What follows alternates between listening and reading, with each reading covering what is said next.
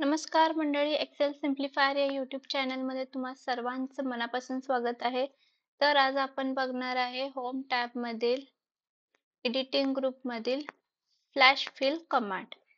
तर सगळ्यात आधी आता आपण ईमेल ॲड्रेस टाईप केलेला आहे.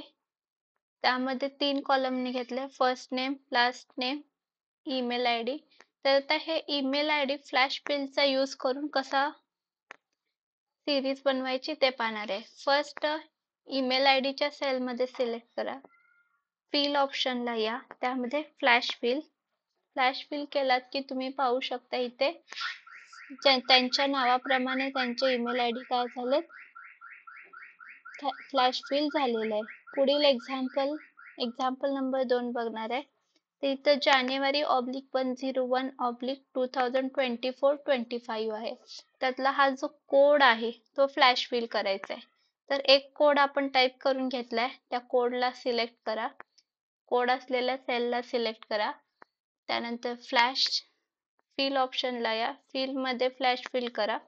आपल्याला बाकी सर्व कोडची काय होईल, फ्लॅश फिल मिळून जाईल. क्लिअर आहे? Any doubt?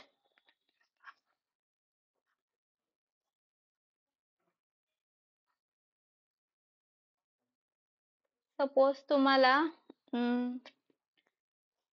ठराविक डाटाचं फिल करायचं असेल तर फॉर एक्झाम्पल तर ते सेल्स सिलेक्ट करून घ्या पहिल्यांदा. त्यानंतर फिल ऑप्शनला या, फ्लॅश फिल.